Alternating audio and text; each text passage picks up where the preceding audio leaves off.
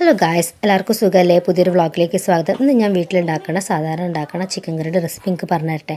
ആദ്യം തന്നെ ചിക്കൻ നല്ലതുപോലെ കുറച്ച് മഞ്ഞൾപ്പൊടി, മുളക്, ഉപ്പ്, ചെറുനാരങ്ങനീര്, ഗരം മസാല വരെ ചേർത്തൊന്ന് മാരിനേറ്റ് ചെയ്ത് കുറച്ചേരം വെക്കണേ.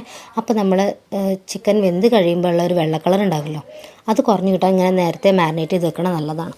അപ്പോൾ ഇനി കുക്കറിലാണ് ഞാൻ ഇന്ന് ഉണ്ടാക്കാൻ പോകണം. ആദ്യം കുക്കർ വെച്ച് അടുപ്പത്ത് വെച്ചു, വെളിച്ചെണ്ണ വെച്ച് ഉലുവ പൊട്ടിച്ച് കഴിഞ്ഞപ്പോൾ നന്നാക്കി വെച്ച് അരിഞ്ഞ് വെച്ച ഇഞ്ചിയും വെളുത്തുള്ളിയും ചേർത്ത് നല്ലതുപോലെ വഴറ്റിയിട്ടു. എന്നിട്ട് അതിൻ്റെ പച്ചമണമൊക്കെ മാറി ഒന്ന് വാടി വന്നപ്പോൾ സവാള വളരെ കനം കുറച്ച് നീളത്തിലരിഞ്ഞത് ചേർത്ത് കൊടുത്തു. എന്നിട്ട് അത് നല്ലതുപോലെ വഴറ്റി ഒരു ഗോൾഡൻ ബ്രൗൺ കളർ ആവണ വരെ വഴറ്റി.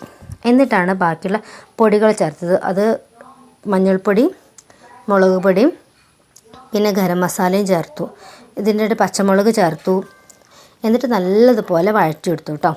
പച്ചമുളക് ഞാൻ ഒന്നേ ചേർത്തുള്ളൂ, കാരണം ഇവിടുത്തെ മുളക് പൊടിയും പച്ചമുളകും ഒക്കെ നല്ല എരിവുള്ളതാണ്. അപ്പോൾ ഞാൻ അതുകൊണ്ട് അധികം സ്പൈസി ആക്കല്ലേ കറി. ഏതായാലും അതെല്ലാം ചേർത്ത് നല്ലതുപോലെ വഴറ്റി.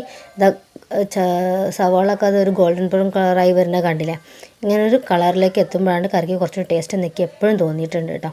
അല്ലെങ്കിൽ ഒരു പച്ചമണം എപ്പോഴും സവാളയ്ക്ക് എപ്പോഴും തോന്നാറുണ്ട്. അതുകൊണ്ട് ഞാൻ എപ്പോഴും ഇങ്ങനെ നല്ലൊരു ഗോൾഡൻ ബ്രൗൺ കളർ വരെ സവാള വഴറ്റി എടുക്കലുണ്ട്. എന്നിട്ട് അത് കഴിഞ്ഞതിന് ശേഷമാണ് ഞാൻ നേരത്തെ പറഞ്ഞൊരു മുളക് പൊടിയും മഞ്ഞൾപ്പൊടിയും ഗരം മസാലയും ചേർത്തത്.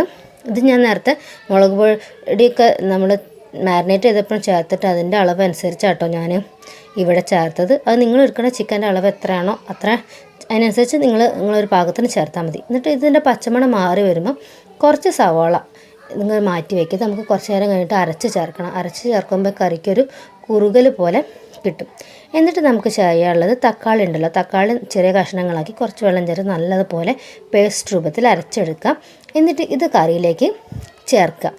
എന്നിട്ട് അത് നല്ലതുപോലെ ഒന്ന് വഴറ്റി അതിൻ്റെ പച്ചമണം ഒന്ന് മാറുന്നവരെ നല്ലതുപോലെ വഴറ്റി ചേർക്കുക കേട്ടോ. എന്നിട്ട് നേരത്തെ നമ്മൾ മാറ്റി വെച്ചില്ലേ ഉള്ളിയുടെ മിക്സ്ചർ, അതും കൂടി നമ്മൾ മിക്സിൻ്റെ ജാറിലിട്ടിട്ട് നല്ലതുപോലെ അരച്ചെടുത്തിട്ട് അതും കൂടി ഈ കറിയിലേക്ക് ചേർത്ത് കൊടുക്കുക. എന്നിട്ട് അത് രണ്ടും കൂടി ഇട്ട് നല്ലതുപോലെ ഒന്ന് കുറച്ച് നേരം ഒന്ന് മിക്സായി വന്നിട്ട് എല്ലതും അങ്ങോട്ടും ഇങ്ങോട്ടും ഒന്ന് മസാലയൊക്കെ പിടിക്കട്ടെ. എന്നിട്ട് നമ്മൾ നേരത്തെ മാരിനേറ്റ് ചെയ്ത് വെച്ച ചിക്കൻ ഉണ്ടല്ലോ അത് ചേർക്കുക. ഞാനിത് നേരത്തെ അരച്ചെന്ന് പറഞ്ഞില്ല, അതിൽ നമ്മൾ കുറച്ച് കാശ്മീരിൻ്റെ മുളക് കൂടി ചേർത്തിരുന്നു കേട്ടോ. അതെന്താണെന്ന് വെച്ചിട്ടുണ്ടെങ്കിൽ കാശ്മീരി മുളക് പൊടി ഇല്ല, അത് പൊടിപ്പിക്കണം. ഞാനത് വാങ്ങിയിട്ട് പൊടിപ്പിക്കാറാണ് പതിവ്. അതുകൊണ്ട് പൊടിപ്പിച്ചിട്ടുണ്ടായിരുന്നില്ല. അതുകൊണ്ട് നേരത്തെ തന്നെ കുറച്ച് കാശ്മീരിൻ്റെ മുളക് ഈ വെള്ളത്തിലിട്ട് കുതിർത്ത് വെച്ചു. എന്നിട്ട് ഈ സവാളയുടെ കൂടെ ചേർത്ത് അരച്ചതാണ് കേട്ടോ. എന്നിട്ട് ഈ ചിക്കനും കൂടി ചേർത്ത് നല്ലതുപോലെ മിക്സ് ചെയ്ത് കുറച്ച് നേരം ഒന്ന് വഴറ്റിയെടുത്ത് ഒന്ന് തിള വരണ വരെ കാത്തുന്നു. എന്നിട്ട് ഞാൻ എന്ത് ചെയ്തു, കുക്കറിൻ്റെ ലിഡിട്ട് ഒരു 4 വിസിൽ അടുപ്പിച്ചു. നമ്മുടെ ചിക്കൻ കറി റെഡിയായി. ഇത്രയേ ഉള്ളൂ പരിപാടി. എന്നിട്ട് അത് തുറന്ന് നമുക്ക് മല്ലിയിലൊക്കെ വേണമെന്നുണ്ടെങ്കിലൊക്കെ ഇടാം കേട്ടോ. പക്ഷേ മല്ലിയിലൊന്നും ഉണ്ടായിരുന്നില്ല. കറിവേപ്പില ഇട്ടു. എന്നിട്ട് നല്ലതുപോലെ ഒന്ന് ഇളക്കിയെടുത്ത്. കണ്ടില്ലേ, കറിക്ക് നല്ല കളർ വന്നില്ലേ? അത് ചിലത് മുളക് അരച്ച് ചേർത്തോണ്ട് കേട്ടോ മുളകിൻ്റെ ഇതിങ്ങനെ കാണുന്നത്. പൊടിയാകുമ്പോൾ അങ്ങനെ ഉണ്ടാവില്ലല്ലോ. ഏതായാലും പൊടിക്കാണ്ട് ഇനി നമുക്ക് ഏതായാലും നമ്മളെ കറി റെഡി ആയി. നമുക്ക് വേഗം വേറെ പാത്രത്തിലേക്ക് മാറ്റാം.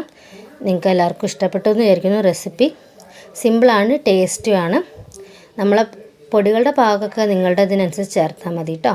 ഇനി പുതിയൊരു വീഡിയോ ആയിട്ട് വീണ്ടും കാണാം. Okay, see you, by.